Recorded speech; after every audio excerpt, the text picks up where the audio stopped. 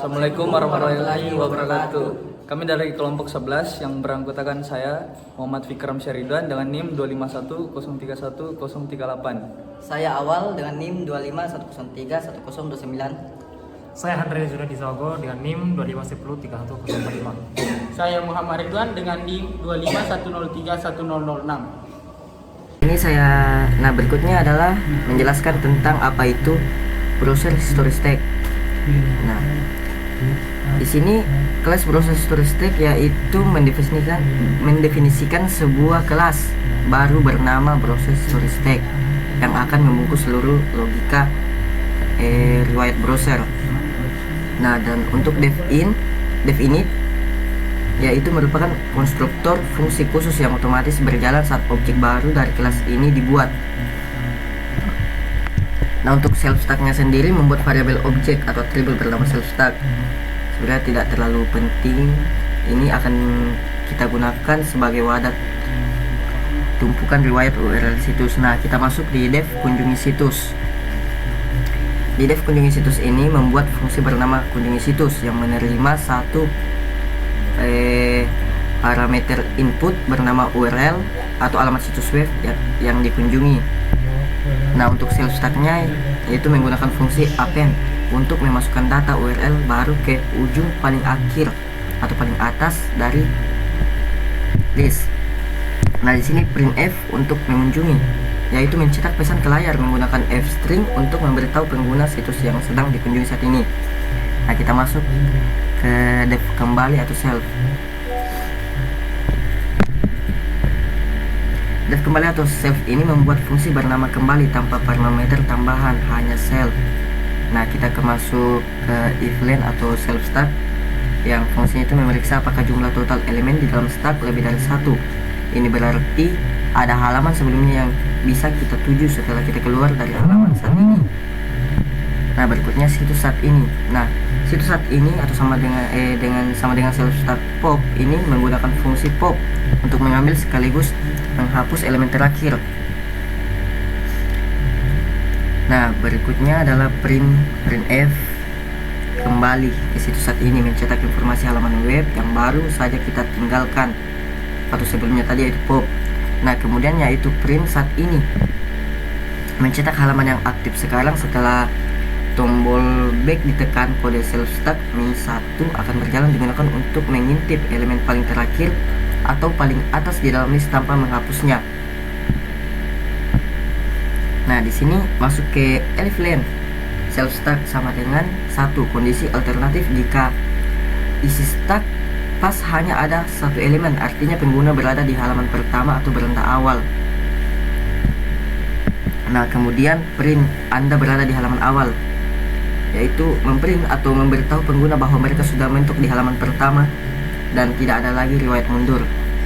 Nah, untuk else-nya atau kondisi terakhir jika kedua syarat di atas tidak terpenuhi, yang berarti isi stack kosong, maka akan memprint atau mencetak pesan yang memberitahu bahwa tidak ada riwayat situs sama sekali dalam tumpukan.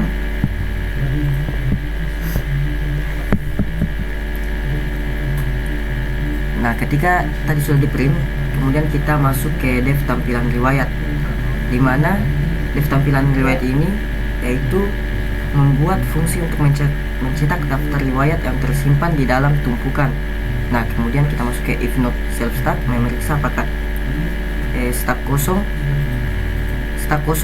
atau ekspresi not self stack bernilai true jika list tersebut tidak memiliki elemen sama sekali. Nah, kemudian jika tidak memiliki elemen, maka print mencetak pesan peringatan jika memang tidak ada riwayat. Nah, kondisi else-nya yaitu jika stack terisi atau memiliki minimal satu riwayat situs, maka akan memprint mencetak teks yang untuk untuk tampilan riwayat. Nah, selanjutnya masuk ke for i URL in enumerate, yaitu melakukan perulangan looping fungsi reverse membalik urutan list agar data yang terakhir masuk paling atas dibaca duluan. Fungsi enumerate digunakan untuk mengambil indeks urutan i sekaligus nilai datanya, yaitu URL.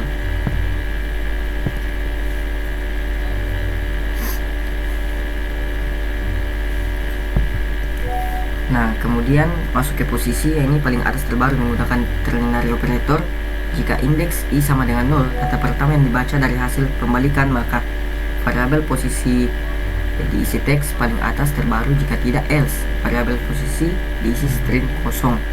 Kemudian akan memprint atau mencetak nomor urutan tumpukan riwayat beserta nama URL-nya dan penanda posisinya secara rapi. Nah, sebenarnya itu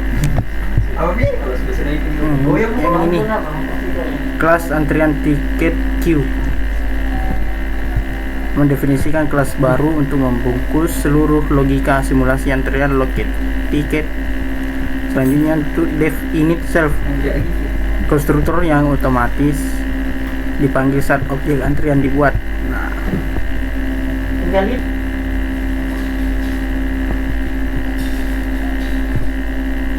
self queue membuat variabel objek berupa list kosong yang berfungsi sebagai barisan antrian fisik. Kemudian dev tambah antrian self nama membuat fungsi untuk memasukkan pelanggan baru ke dalam antrian berdasarkan nama yang diinput. Nah,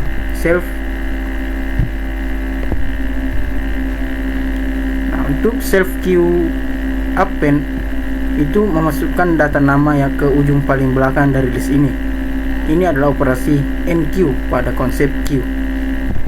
Selanjutnya print plus nama mencetak notifikasi visual bahwa orang tersebut sudah resmi mengantri di barisan paling belakang. Itu dev layani antrian membuat fungsi untuk memproses atau melayani pelanggan berikutnya.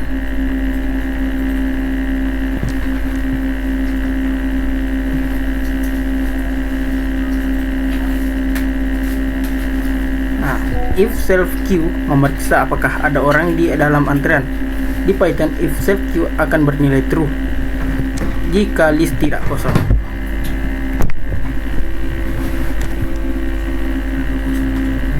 Pelanggan dilayani mengambil sekaligus menghapus elemen pada indeks 0, yaitu orang yang berada di barisan paling depan atau yang paling pertama datang. Elemen ini disimpan dalam variabel pelanggan dilayani. Ini adalah operasi dequeue.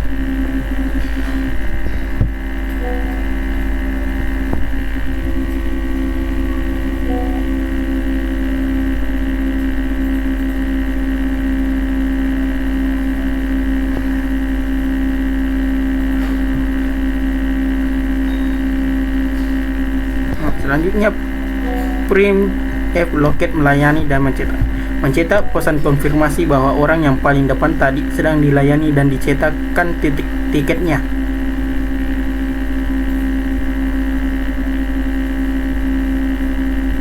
Nah, else itu kondisi alternatifnya jika tidak ada orang yang mengantri sama sekali. Nah, lanjut ke print, cetak pesan informasi bahwa loket sudah bebas tugas karena tidak ada antrian yang tersisa. Selanjutnya, fungsi menampilkan antrian yaitu dev tampilkan antrian. Membuat fungsi untuk melihat siapa saja yang saat ini sedang berdiri di dalam antrian loket. Lanjut, if not self queue memeriksa apakah antrian sedang kosong. Nah, di sini print tidak ada antrian saat ini, memberikan info bahwa kondisi ruang tunggu antrian sedang sepi. Else kondisi jika ada minimal satu orang yang sedang mengantri.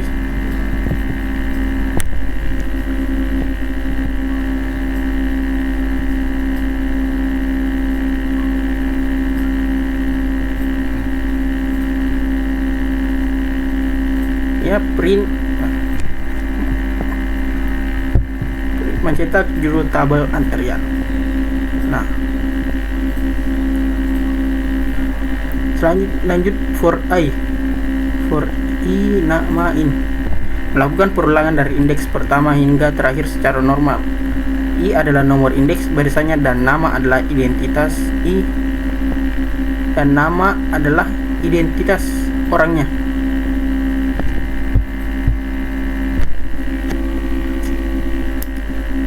Lanjut posisi sama dengan paling depan. Menggunakan operator kondisi satu baris, jika indeks adalah 0, maka variabel posisi diberi tanda khusus paling depan berikutnya sebagai penanda siapa yang akan dipanggil berikutnya. Printf no i+1 mencetak nomor urut antrian menggunakan i+1 agar penomoran manusiawi dimulai dari angka 1 bukan 0 beserta nama pelanggan dan status posisinya. Lanjut, print mencetak garis pembatas rapi di terminal. Jelaskan isi fungsi edukasi konsep data. Bagian ini menggunakan triple quiz untuk mencetak ringkasan materi secara rapi, ditemani sebagai panduan edukasi bagi penonton presentasi. Kemudian pada bagian pertama, stack atau tumpukan,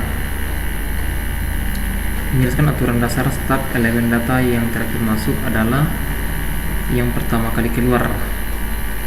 Kemudian pada bagian elemen data yang terakhir, poin penegasan prinsip LIFO. Di bagian analog, tumpukan piring atau riwayat, memberikan perumpamaan dunia nyata agar mudah dipahami.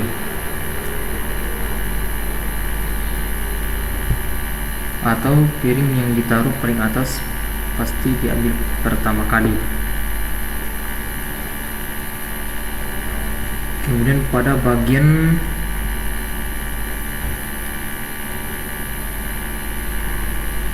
program ini fungsi append menghubungkan teori ke sintaks Python yang dipakai di kode. Kemudian pada bagian queue atau antrian, menjelaskan aturan dasar queue. Elemen data yang pertama masuk adalah yang pertama kali keluar. Kemudian pada elemen data yang pertama masuk,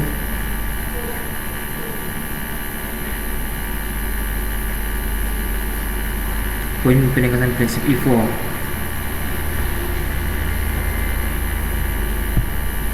Kemudian analog antrian, loket bank, bioskop, atau kasir supermarket, memberikan analog dunia nyata atau siapa antri duluan, dia dilayani duluan. Kemudian pada program ini fungsi append menjelaskan perbedaan teknis krusial di Python. Digunakan queue wajib menggunakan indeks saat melakukan pop.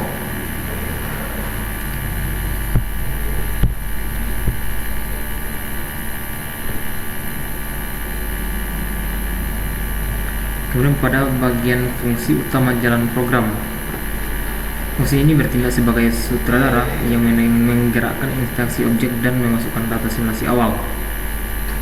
Pada bagian main, mendefinisikan fungsi utama main drive untuk mengedukasi alur simulasi program secara otomatis saat dijalankan.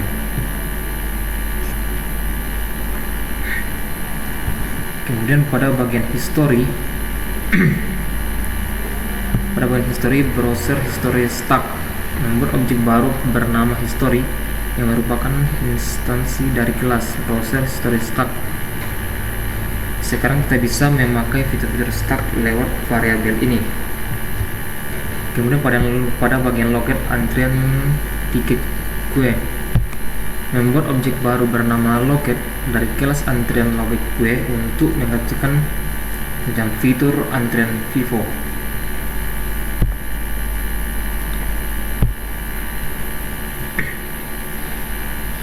Kemudian di bagian memasukkan data awal simulasi, bagian ini menyimulasikan aktivitas penggunaan secara otomatis atau tanpa perlu input manual dari keyboard atau untuk bahan demo. Kemudian pada bagian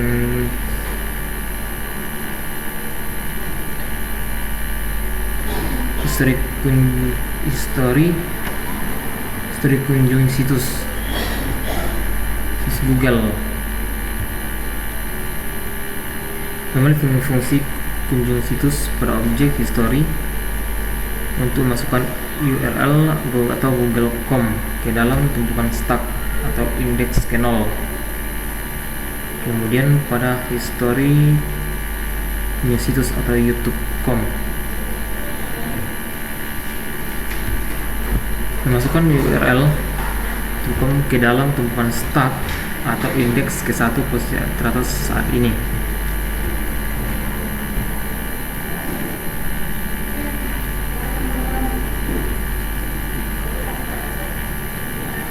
Kemudian pada bagian loket tambahan antrian, memanggil fungsi tambahan antrian pada objek loket untuk memasukkan nama awal ke barisan antrian pertama indeks 0 paling depan. Kemudian pada bagian loket tambahan antrian, Muridwan, memasukkan nama Muridwan ke barisan antrian kedua atau indeks 1 tepat di bagian belakang aswal. Bagian antrian Muhammad Ridwan memasukkan nama Muhammad Fikram Syah Ridwan ke dalam antrian ketiga atau indeks 2 paling belakang.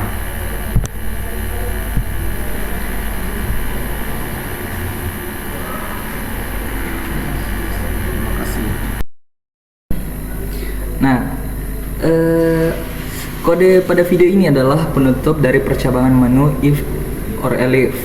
Di bagian sebelumnya sekaligus blok eksekusi utama Python, berikut adalah penjelasan baris demi baris yang dicocokkan langsung dalam logika akhir menu dari penjelasan kita sebelumnya. Yang pertama itu keluar dari aplikasi sesuai pilihan nomor 9. Pada penjelasan sebelumnya kita membahas menu pilihan 8 yang terpotong di video ini. Kita bisa melihat strukturnya secara utuh.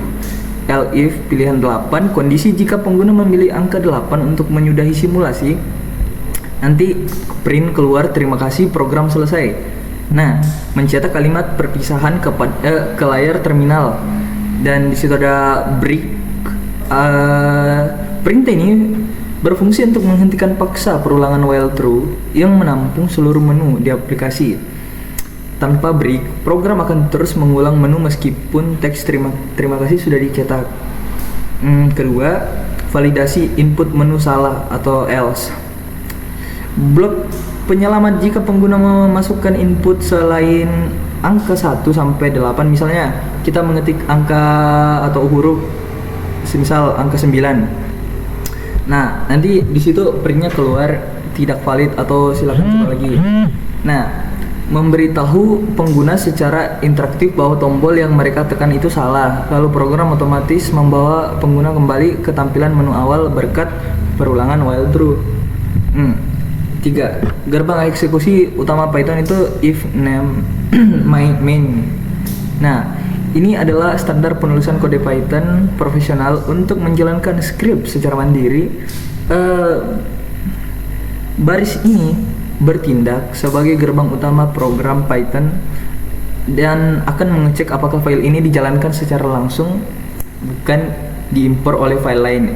Jika dijalankan secara langsung, variabel internal name otomatis bernilai main dan kode di bawahnya akan dieksekusi. Nah, main ini main adalah memanggil fungsi yang sudah kita bahas sebelumnya yang bersih pembuatan objek history atau objek loket. Data awal simulasi dan perulangan menu. Disinilah seluruh aplikasi simulasi kelompok resmi mulai berputar. Nah, seluruh baris kode pada video pertama sampai video terakhir ini sudah terstruktur dengan sangat baik. Ya, sampai situ saja.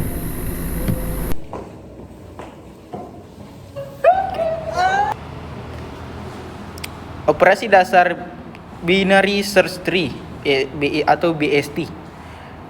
Binary search tree adalah struktur data berbentuk pohon yang digunakan untuk menyimpan data secara terurut. Pada BST, setiap node memiliki aturan bahwa nilai sebelah kiri harus lebih kecil dari node induknya, sedangkan nilai di sebelah kanan harus lebih besar. Insertion atau penyisipan data dilakukan dengan menambah data baru ke posisi sesuai berdasarkan aturan BST. Proses dimulai dari root, kemudian membandingkan nilai yang akan dimasukkan dengan nilai node saat ini hingga ditemukan posisi yang kosong.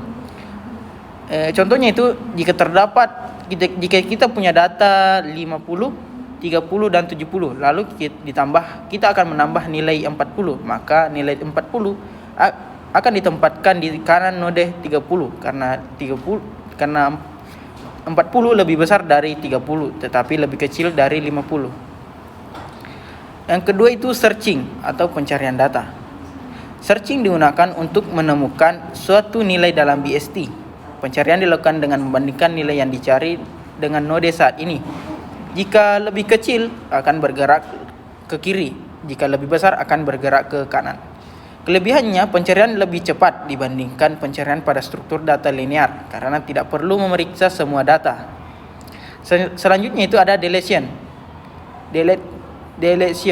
atau penghapusan data.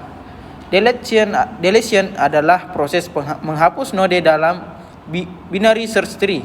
Penghapusan dapat terjadi dalam 3 kondisi. Yang pertama itu kondisi node tidak memiliki anak atau langsung dihapus. Yang kedua itu node memiliki satu anak menggantikan posisi node. Yang ketiga itu node memiliki 2 anak diganti dengan nilai predecessor atau suksesor. Oke, selanjutnya adalah traversal atau penelusuran. Traversal digunakan untuk mengunjungi seluruh node dalam BST. Nah, jenis traversal itu dibagi menjadi 3. Pertama pre-order, seperti contohnya itu root ke left ke right. Nah, kedua in order, left ke root, kemudian ke right. Ketiga post order, left ke right, kemudian ke root. Nah, traversal sangat berguna untuk menampilkan data dalam urutan tertentu. Seperti contohnya pre-order traversal. Sebagai contohnya yaitu sebagai berikut. Nah, hasilnya itu kegunaan digunakan untuk menyalin atau konstruksi struktur pohon. Kedua yaitu in order traversal.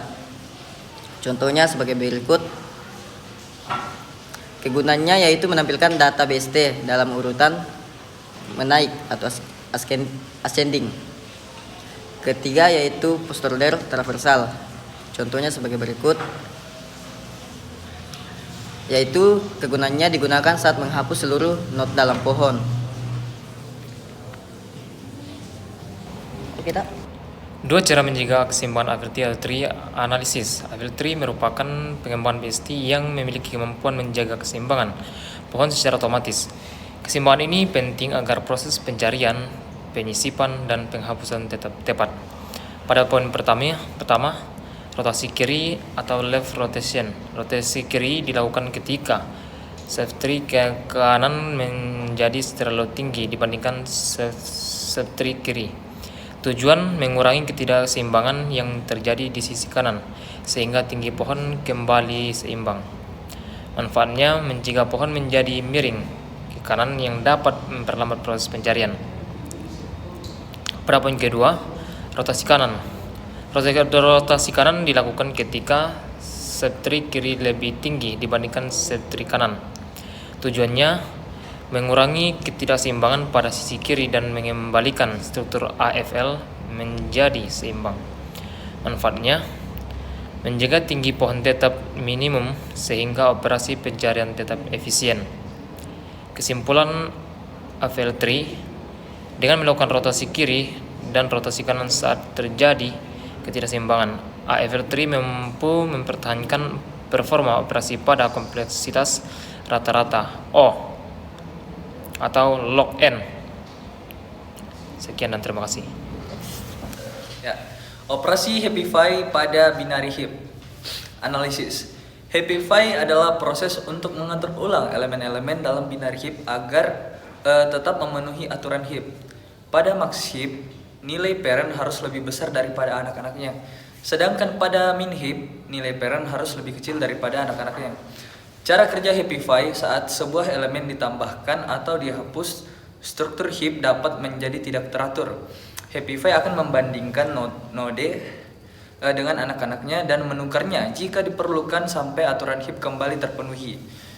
Contoh, misalnya terdapat max heap yaitu 50, 30, dan 40. Jika nilai 60 ditambahkan, maka nilai tersebut akan naik ke atas melalui proses Happify hingga menjadi root karena nilainya paling besar. Manfaat Happify menjaga struktur heap tetap valid, mempercepat proses pengembalian nilai terbesar atau terkecil. Digunakan algoritma heap sort dan priority queue.